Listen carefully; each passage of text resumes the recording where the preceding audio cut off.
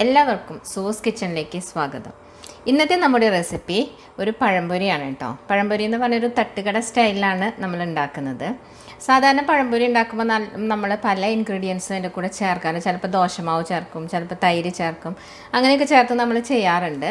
പക്ഷേ ഇവിടെ നമ്മൾ ചേർക്കുന്ന ഒരു മെയിൻ ഇൻഗ്രീഡിയൻ്റ് എന്ന് പറഞ്ഞാൽ പപ്പടമാണ് കേട്ടോ. അത് വെച്ചിട്ട് നല്ല അടിപൊളി തട്ടുകട സ്റ്റൈൽ പഴംപൊരി നമുക്കൊന്ന് ഉണ്ടാക്കി നോക്കിയാലോ. അപ്പോൾ നമുക്ക് റെസിപ്പിയിലേക്ക് കിടക്കാം. അപ്പം നമുക്ക് പഴംപൊരി ഉണ്ടാക്കാൻ തുടങ്ങാം. അതിന് വേണ്ടി ഞാനിവിടെ 300 ഗ്രാം മൈദ വെച്ചിട്ടുണ്ട്. 300 ഗ്രാം എന്ന് വെച്ചാൽ ഏകദേശം ഞാൻ നിങ്ങളെ കാണിക്കാൻ വെച്ചതാണ് ഈ കപ്പ്. ഇതിൽ 3 കപ്പ് ഏകദേശം മൈദ എടുത്തിട്ടുണ്ട്. അതിനോടൊപ്പം തന്നെ 4 ടേബിൾ സ്പൂൺ അരിപ്പൊടി. അതുപോലെ വേറൊരു സംഭവം എന്ന് പറഞ്ഞാൽ ഇത് പപ്പടം. ഇത് 2 പപ്പടം ഞാൻ വെള്ളത്തിൽ കുതിർത്ത് വെച്ചിട്ടുള്ളതാണ്. ഒരു 5 മിനിറ്റ് കുതിർത്താൽ മതി, അത് കറക്റ്റാവും. പിന്നെ വെച്ചിട്ടുള്ളത് എള്ളും ഏലക്കാപ്പൊടി, അത് നിങ്ങളുടെ ഓപ്ഷണലാണ്, നിങ്ങൾക്ക് താല്പര്യം ഉണ്ടെങ്കിൽ ചേർത്താൽ മതി. പിന്നെ മഞ്ഞൾപ്പൊടി, 4 ടേബിൾ സ്പൂൺ പഞ്ചസാര. 4 ടേബിൾ സ്പൂൺ പഞ്ചസാര ചേർത്ത് കഴിഞ്ഞാൽ നമുക്കൊരു മീഡിയം മധുരമേ കിട്ടുള്ളൂ. കൂടുതൽ മധുരം വേണമെന്നുള്ളവർക്ക് 5 ടേബിൾ സ്പൂൺ വരെ ചേർക്കാം. പിന്നെ ഞാൻ 4 പഴമാണ് എടുത്ത് വെച്ചിട്ടുള്ളത്. ഈ 4 പഴം ഒരു പഴത്തിനെ 3ആയിട്ട് പിളർന്നാണ് വെച്ചിട്ടുള്ളത്.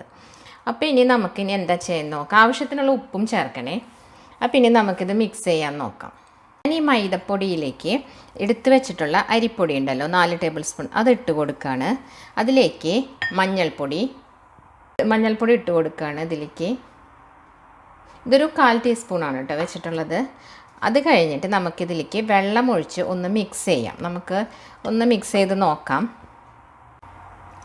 ഇതിലിപ്പോൾ എക്സാക്റ്റ് എത്ര വെള്ളം വേണമെന്ന് നമുക്ക് പറയാൻ പറ്റില്ല, ഒഴിച്ച് നോക്കാം.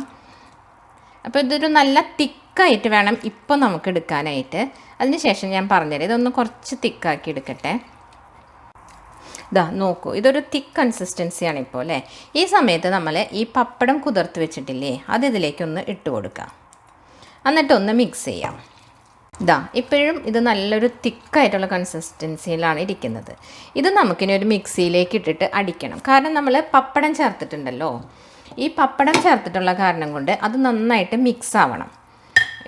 അതിന് മുന്നേ നമ്മൾക്ക് ഇതിൽ പഞ്ചസാര ഇട്ട് കൊടുക്കണം.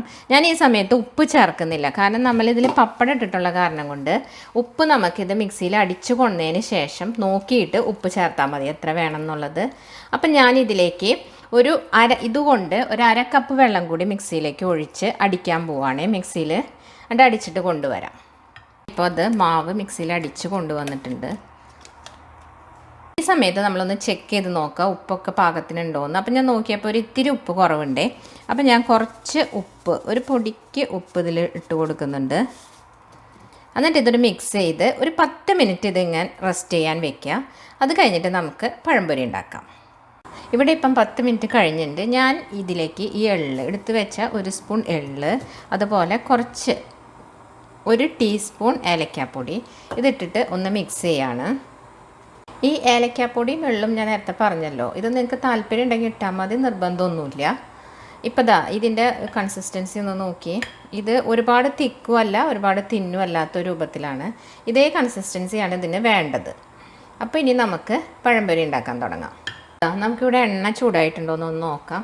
അതിന് വേണ്ടിയിട്ട് ഒരല്പം മാവ് എണ്ണയിലിടുക. ഇട്ട വശം അത് പൊന്തി വരുന്നുണ്ടെങ്കിൽ എണ്ണ ചൂടായിട്ടുണ്ട് എന്നർത്ഥം.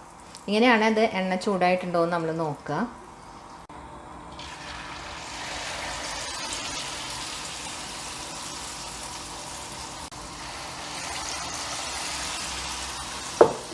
ഇതൊന്ന് പതുക്കെ മറച്ചിട്ട് കൊടുക്കാം.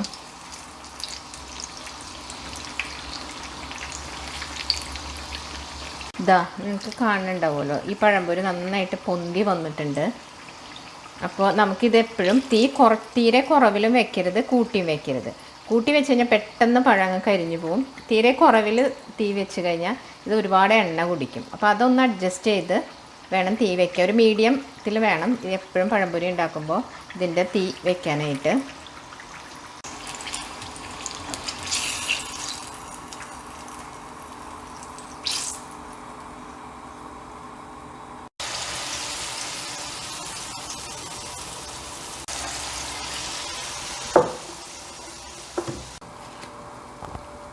നോക്കൂ, ഇത് എത്രമാത്രം ഇത് പൊന്തി വന്നിട്ടുള്ളത് നോക്കിയേ. നോക്കൂ, നമ്മുടെ തട്ടുകട സ്റ്റൈൽ പഴംപൊരി ഇവിടെ റെഡി ആയിട്ടുണ്ട്. ഇപ്പോൾ വലിയ ബുദ്ധിമുട്ടൊന്നുമില്ലല്ലോ അല്ലേ, ഇത് ഉണ്ടാക്കാൻ എളുപ്പമല്ലേ. നമ്മൾ ഈ ചിലർ ഇതിൽ ദോശമാവ് ചേർക്കും, ചിലർ തൈര് ചേർക്കാറുണ്ട്. അതിനൊക്കെ പകരമായിട്ടാണ് നമ്മളിപ്പോൾ പപ്പടം ചേർത്തത്.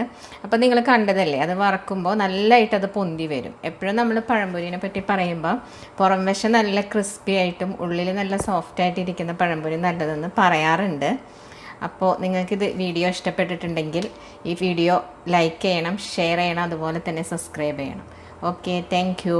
അടുത്ത വീഡിയോയുമായി കാണുന്നവരേക്കും ബൈ.